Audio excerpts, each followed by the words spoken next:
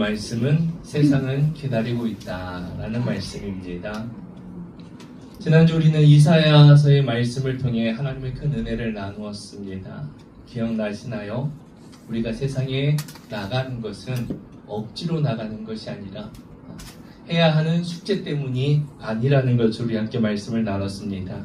자격 없는 나를 살리신 십자가의 사랑, 그 감당할 수 없는 그 감격 때문에 우리가 세상으로 나아가는 것입니다. 이 사실을 믿으십니까? 이 사실을 믿으시나요? 그렇다면 여러분, 우리는 세상을 바라봐야 합니다. 세상을 바라봐야 돼요. 제일 어리석은 사람들이 어떤 사람이냐? 교회 안에서만 살아가는 사람이에요. 예수님을 이 세상에 보내셨어요. 세상에 보내셨습니다. 그리고 예수님은 우리를 이 세상에 보내셨어요. 우리는 세상을 바라봐야 하는 사람들입니다.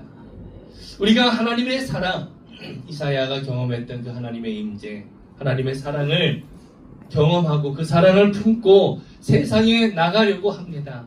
세상에 나가려고 하니까 어때요? 마음 한구석에 두려움이 있지 않으시나요? 목사님, 제 마음은 뜨거운데 저 사람들에게 복음을 전하고 싶은데 세상 사람들이 싫어하면 어떡하죠? 세상 사람들이 내 말을 안 들어주면 어떡하죠? 다들 부족한 거 없이 잘 사는 것 같은데, 나보다 더 잘 사는 것 같은데 저 사람들이 예수 믿자고 하면 비웃지 않을까요? 이런 생각으로 주저할 때가 있지 않습니까? 단호하게 말씀드립니다. 그것은 사탄이 주는 거짓말이에요. 사탄이 주는 거짓말입니다. 그 거짓말에 속지 마세요. 사탄이 원하는 것은 무엇인지 아세요? 여러분들이 고통받는 게 아니에요. 여러분들을 하나님과 분리시키는 것입니다. 여러분들을 하나님과 분리시켜서 하나님과 멀어지게 하는 것이에요. 그게 사탄이 가장 원하는 것입니다. 사탄은 언제나 우리에게 거짓을 말합니다. 사탄은 거짓의 아버지예요. 거짓의 아비라고 성경은 말합니다. 사탄은 항상 우리를 거짓으로 바라보게 하고 거짓으로 생각하게 합니다. 그게 오늘 말씀 속에 있는 게 뭐예요? 세상 사람들이 나를 싫어할 것 같아요. 나보다 잘 사는데 내 말을 안 믿고 나를 비웃을 것 같아. 이게 바로 사탄이 주는 거짓말입니다. 세상은 지금 우리를 거절하는 것이 아니에요. 겉으로는 강한 척하지만 속으로는 그 어느 때보다 간절하게 진짜 예수님의 사랑을 기다리고 있는 때입니다. 우리가 이걸 바라봐야 돼요. 세상은 마치 갑자기 정전된 으리으리한 대저택과 같습니다. 밖에서 볼 때는 어때요? 대문도 크고 화려하지요. 마당에는 비싼 수입차가 있지요. 또 마당에는 좋은 수영장도 있고요. 남들이 다 부러워하는, 근데 그 집 안에 막상 들어가 보면 어때요? 전기가 끊어져서 칠흑같이 어둡습니다. 그 안은 아무것도 보이지 않아요. 집주인은 그 넓고 비싼 소파에 앉아있지만 앞이 보이지 않는 두려움에 떨고 있는 것입니다. 아무것도 보이지 않아서 무서워하고 있어요. 이것이 뭐라고요? 세상이라는 거예요. 겉으로는 성공해 보이고 행복해 보이지만 영혼의 불은 이미 꺼져 있습니다. 마음이 캄캄해서 밤잠을 이루지 못해요. 염려와 근심과 불안으로 가득해서 밤잠을 이루지 못하고요. 남들이 모르는, 겉으로는 화려해 보이고 좋아 보이고 하지만 남들이 모르는 외로움과 허무함에 시달려서 신음하고 있습니다. 이게 뭐라고 여러분? 세상이라는 거예요. 이미 정전되어서 캄캄한 저택에 갇힌 사람이 가장 기다리는 사람이 누굴까요? 많은 돈을 주겠다는 사람을 기다릴까요? 명품을 주는 사람을 기다릴까요? 아니죠. 손에 손전등을 들고 자기를 이 어두움으로부터 탈출시켜 줄 수 있는, 이 어둠 속에서 자기를 문으로 인도해 줄 수 있는 그 사람을 기다리는 것입니다. 오늘 성경은 우리에게 세상이 바로 그 어둠 속에 있다라고 말씀합니다. 그리고 그들이 그토록 기다리는 빛이 바로 예수님의 생명을 품은, 예수님을 모신 바로 여러분이라고 성경은 말씀합니다. 오늘 말씀을 통해 나를 거절할 것 같은 세상이 사실은 지금 울고 있다는 것을 깨닫는 시간이 되길 원합니다. 여러분, 세상은 무엇 때문에 저렇게 신음하고 있을까요? 무엇 때문에 이렇게 아파하며 울고 있을까요? 단순히 돈이 없어서일까요? 아닙니다. 돈이 많은 부자들도 우울증에 걸리고요. 인기 많은 연예인들도 스스로 목숨을 끊었다는 뉴스를 우리가 듣게 되잖아요. 오늘 본문 말씀의 20절을 이렇게 말씀합니다. 피조물이 허무한 데 굴복하는 것은, 피조물이라는 것은 하나님이 창조한 모든 거예요. 피조물이 허무한 데 굴복한다고 말씀합니다. 성경은 세상의 고통의 원인은 무엇이냐? 허무함이라고 말합니다. 뭐라고요? 허무함. 이것은 하나님을 떠난 인간이 겪는 근본적인 영적 공허함입니다. 하나님을 떠난 인간은 누구나가 다 이 허무함, 공허함을 느끼게 되는 것입니다. 마치 밑 빠진 독처럼 세상의 그 무엇으로 채워도 어때요? 채워지지 않는 거예요. 채워지지 않는 구멍이 가슴에 뚫려 있는 것입니다. 우리 주변을 한번 둘러볼까요? 여러분들이 한번 이웃을 한번 둘러보세요. 한번 생각해 보세요. 밤낮 없이 일해서 성공했지만 정작 집에 들어가면 대화할 가족이 없는 외로운 가장들이 있고요. SNS에 화려한 맛집, 화려한 곳, 사진들을 올리면서 웃고 있지만 스마트폰이 꺼지면 밀려오는 공허함 때문에 잠 못 이루는 사람들이 있습니다. 마음의 허전함을 달래보려고 주식을 하고 코인을 사고 도박을 하고 게임에 빠져보지만 끝나고 나면 더 허무할 뿐이고요. 마지막에는 더 많은 빚에 시달리는 사람들이 있습니다. 남들이 보기에는 행복한 가정처럼 보이지만 속은 깨진 유리조각처럼 상처투성이가 된 한숨을 쉬는 부부들이 너무나 많습니다. 이것이 바로 성경이 말하는 탄식입니다. 탄식이에요. 세상은 지금 좋아서 소리 지르는 게 아니에요. 아파서 비명을 지르고 있는 것입니다. 하나님을 잃어버린 세상은 그 무엇으로도 만족할 수가 없어서 울고 있는 것입니다. 지금. 그 세상은 기다리고 있어요. 누가 이 지독한 허무함을 끝내줄 수 있을까? 누가 나의 이 허무한 지독한 이 허무함을 끝내줄 수 없을까? 누가 나에게 진짜 평안을 줄 수 있을까?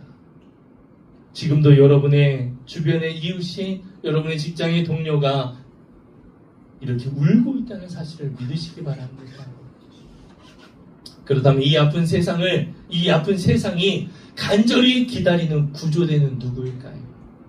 19절 말씀에 이렇게 말씀합니다. 우리 함께 읽어볼까요? 피조물이 고대하는 바는 하나님의 아들들이 나타나는 것이니. 아멘. 세상은 누구를 기다려요? 훌륭한 정치인을 기다리나요? 훌륭한 기업 회장을 기다리나요? 아니에요. 하나님의 아들들. 바로 예수님을 모신 저와 여러분을 세상은 기다리는 것입니다. 왜 기다리고 있어요? 예수님이 해답이기 때문이에요. 아니 목사님, 저같이 평범한 사람을 기다린다고요?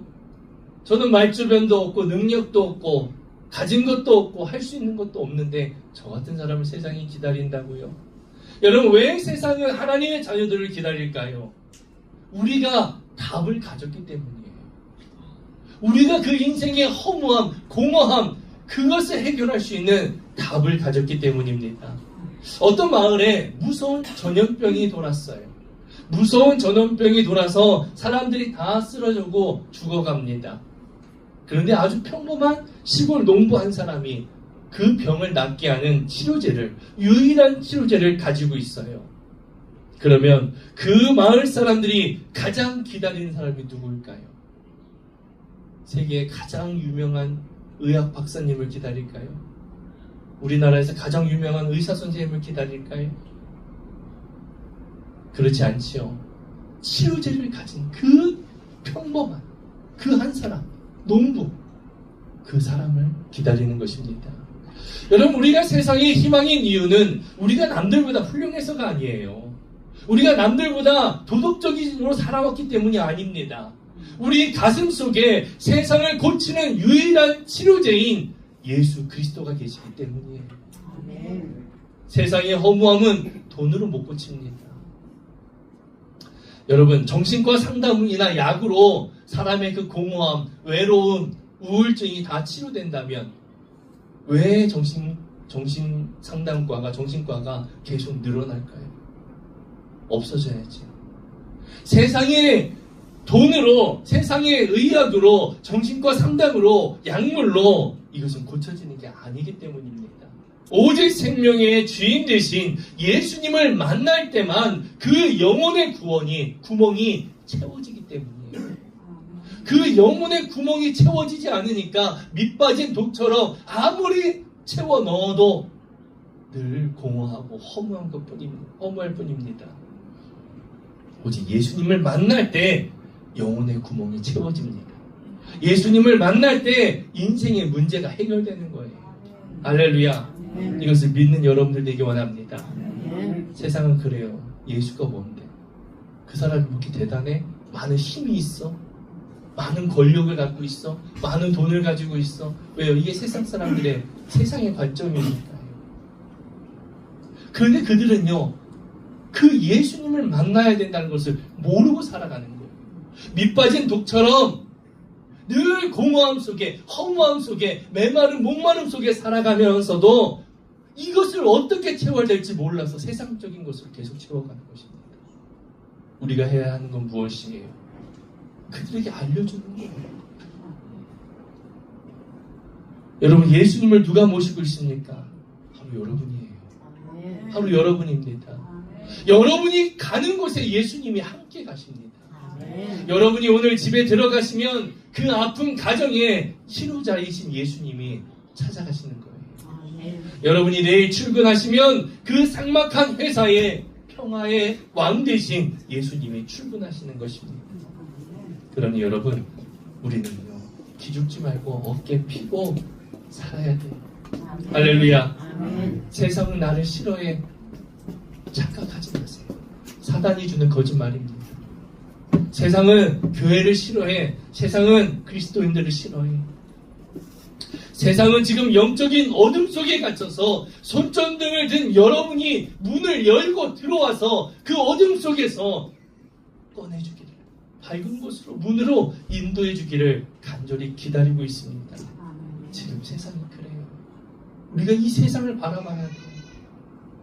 세상은 교회를 싫어해. 그리스도인들을 싫어해. 이 속에 사로잡혀 살아있으면은요, 우리는요, 아무것도 할 수 없어요. 세상을 정확하게 바라보시기 바랍니다. 세상을 바로 바라봐야 돼요. 세상은 지금 예수님을 믿는, 예수님을 모신 여러분들이 찾아오길 기다리고 있어요. 세상은 예수 그리스도를 마음에 모신 여러분들을 기다리고 있습니다. 그렇다면 이제 어떻게 우리가 나아가야 될까요? 세상이 나아가야 되잖아요. 무작정 나아가면 될까요? 아니에요. 나가기 전에 반드시 해야 할 것이 있습니다. 믿음의 눈으로 바라보는 겁니다. 따라해 봅시다. 믿음의 눈으로 바라보자. 믿음의 눈으로 바라봐야 돼요, 여러분. 지금 제가 지금까지 말씀드렸던 세상을 바라보는 눈이 어떤 눈이에요? 믿음으로 바라보는 눈이죠. 현실적인 눈이 아니라 믿음으로 세상을 바라봐야 돼요. 이것을 비전이라고 합니다. 뭐라고요? 비전이에요. 그런데 여러분, 우리가 눈을 뜨면 보이는 게 뭐예요? 현실이에요. 눈을 뜨면 보이는 게 현실입니다. 직장의 문제가 보이고요. 가정의 문제가 보이고요. 아내와 남편의 문제가 보입니다. 자녀의 문제가 보입니다. 바닥난 통장의 잔고가 보여요. 이 현실을 보면 어떻게 해요? 한숨만 나오죠. 한숨만 나와요. 그러면 도대체 어떻게 하나님의 우리의 비전을 볼 수 있을까? 하나님의 비전을 바라봐야 되는데 어떻게 하나님의 비전을 바라볼 수 있을까? 쉬운 방법이 있습니다. 육체의 눈을 감는 거예요. 육신의 눈을 감는 것입니다. 그리고 기도라고 하는 영적인 안경을 쓰는 것입니다. 내 눈에 뭐가 보여요? 현실만 보여요. 그러니까 그 현실만 보이는 눈을 감고 기도라고 하는 영적인 안경을 쓰고 그 기도의 눈으로 바라보는 거예요. 여러분, 눈을 감고 기도할 때 성령님께 이렇게 물어보세요. 성령님, 제 눈에는 안 되는 것만 보여요. 성령님, 제 눈에는 없는 것만 보여요. 아내에 대해서, 남편에 대해서, 자녀에 대해서 희망보다는 안 되는 것만 보입니다. 그런데 하나님의 눈으로 보이실 때는 어떠시나요?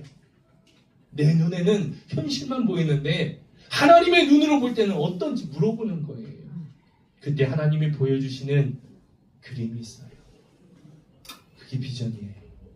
내가 간절한 마음으로 나의 욕심, 나의 생각, 나의 생각들을, 나의 편견을 놓고 하나님 앞에 간절하게 기도하면 하나님이 보여주십니다.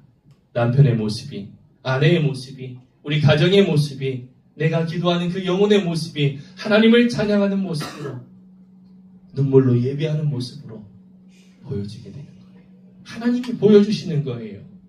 지금은 내 자녀가 방황하지만 하나님 눈에 그 수많은 사람, 그가 수많은 사람들을 살리는 영적인 리더가 되는 모습으로 보여주시는 거예요. 내 생각이 아니라 기도를 통해 하나님이 보여주시는 그 그림, 이것을 붙드는 것이 바로 비전을 보는 것입니다. 그래서 기도하지 않으면 이게 보이지 않아요. 아, 내가 기도해야지 생각 가지고 되는 게 아닙니다. 우리가 세상으로 나아갈 때는요, 철저하게 기도로 준비하며 나아가야 돼요. 그렇지 않으면 눈앞에 뭐만 보여요? 현실만 보이게 되고 낙심하게 되고 실망만 하게 됩니다. 내가 기도로 철저히 준비하지 않고 패배자가 돼요. 패배자가 되어버리니까 의욕을 잃어버리게 되는 것입니다. 그리고 여러분, 하나님이 보여주시는 것도 있어요. 그리고 내가 그려야 하는 그림도 있습니다. 무엇을 그려야 할까요? 완전한 해방이에요. 완전한 해방. 기도 중에 하나님이 보여주시는 꿈은 시시한 것이 아닙니다. 하나님의 꿈은 내 가족이 단순히 조금 더 잘되고 조금 더 착해지는 것이 아니에요. 하나님의 꿈은요. 죄와 중독, 유혹, 실패, 돈, 상처에 사슬에 묶여 끙끙 앓던 내 가족이 그 쇠사슬이 완전히 끊어지고 해방되는 것. 이것이 하나님이 우리에게 원하시는 것입니다. 마치 감옥문이 활짝 열려지고 죄수가 풀려나듯 우리 가정이 죄에서 완전히 풀려져서 하나님 안에서 진짜 자유를 누리며 기뻐하는 모습을 그리는 거예요. 할렐루야. 기도할 때 이 벅찬 그림을 머릿속에 선명하게 그려지게 되는 것입니다. 그게 진짜 현실이에요. 눈에 보이는 현실이 있고요. 하나님이 이루어 가실 현실이 있습니다. 비전이 있죠. 우리는 그 비전을 바라보며 살아가는 존재입니다. 기도로 하나님의 꿈을 확실히 보았다면 이제 해야 할 것이 또 하나 있어요. 입으로 선포하는 것입니다. 입을 열어 선포하는 것이에요. 내가 본 그 그림을 현실로 불러오는 거예요, 여러분. 하나님이 보여주신 그 그림, 그것은 내 현실에 아무것도 보이지 않아요. 이루어질 것 같지도 않아요. 그런데 그것을 어떻게 합니까? 내가 입을 열어 선포하는 것이에요. 그것이 현실로 불러오는 것입니다. 우리 가정의 아픈 현실에 하나님이 보여주신 비전을 덮어 씌우는 거예요. 나의 가정의 아픔이 있는 그 상황 속에 기도할 때 주신 하나님의 그 비전을 덮어 씌우는 것입니다. 대화가 끊긴 가정을 향해 삭막한 침묵이 흐르는 거실에 서서 그 가정에서 선포하는 것입니다. 나는 기도로 보았다. 우리 가정의 무관심의 영은 떠나갈지어다. 아멘. 서로 관심이 없으니까 대화가 없는 거잖아요. 사랑이 없으니까 대화가 없는 거잖아요. 그렇게 선포하는 것입니다. 하나님이 보여주신 대로 우리 집은 웃음의 꽃이 피는 천국이 될 것이다. 할렐루야. 내가 입으로 선포하는 것입니다. 나의 바람이 아니에요. 내가 원하는 그 모습이 아니라 하나님이 기도하는 가운데 보여주신 그 모습을 믿음의 눈으로 바라보며 선포하는 것입니다.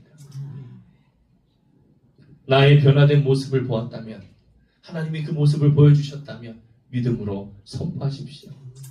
염려와 가난에 눌린 가정을 향해 선포하십시오. 돈 때문에 한숨 쉬는 현실 앞에 하나님이 주시는 해방을 선포하세요. 가난과 패배의식은 떠나갈지어다. 우리 가정은 복의 통로가 될 것이다. 나는 하나님이 책임지시는 인생이다. 할렐루야. 아멘. 내가 믿음으로 선포하는 거예요. 아멘. 먼저 뭐 해야 돼요? 기도하는 가운데 봐야 되고요.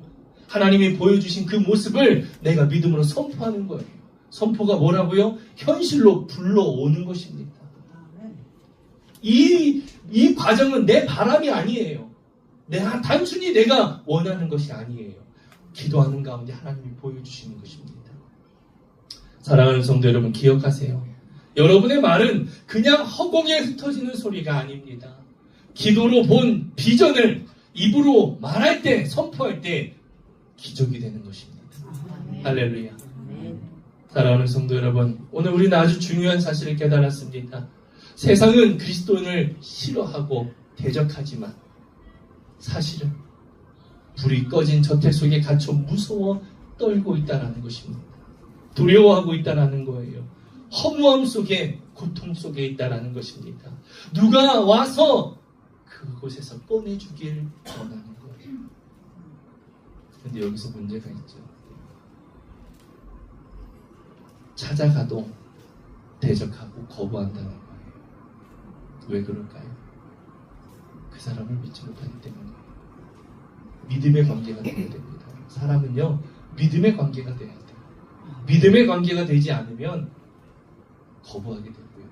멀리하게 되는 것입니다. 그래서 그들이 마음을 열었을 때 그들을 어둠에서 꺼내줘요. 그들의 신음소리를 들으시기 바랍니다. 세상에 울고 있는 소리를 들을 수 있는 우리가 되기 원합니다. 우리는 구조대예요. 우리는 치료제를 가진 사람들입니다. 사람이 죽어가는데 내 체면이 뭐가 중요해요?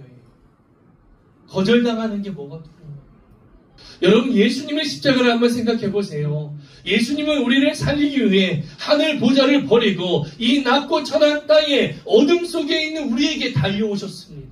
그분이 예수님이에요.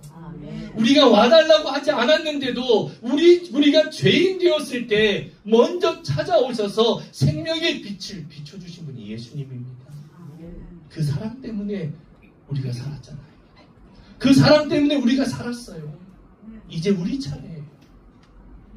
나를 살린 그 십자가, 그 확실한 생명의 빛을 손에 들고 나아갑시다.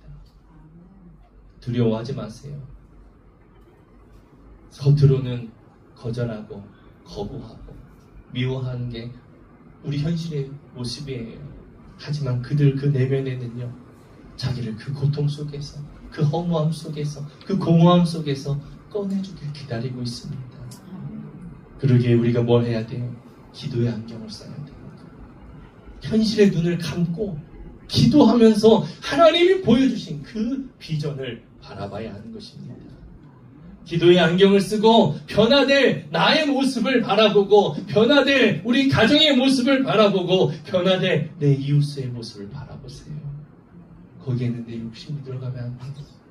내 바람이 들어가면 안 돼요. 하나님이 보여주시는 것을 봐야 합니다. 그리고 하나님이 보여주셨다면 담대히 선포하는 거예요. 예수님이 해답입니다. 예수님이 인생의 답입니다. 예수 믿읍시다. 예수 믿으면 삽니다. 나와 함께 예수님 믿읍시다. 할렐루야. 어둠 속에 있는 사람들에게 달려가서 가장 밝은 빛 대신 예수님을 전해주는 세상에서 가장 반가운 손님이 되기를 주님의 이름으로 축복합니다. 세상이 가장 기다리는 하나님의 사람들이 되기를 주님의 이름으로 축복합니다.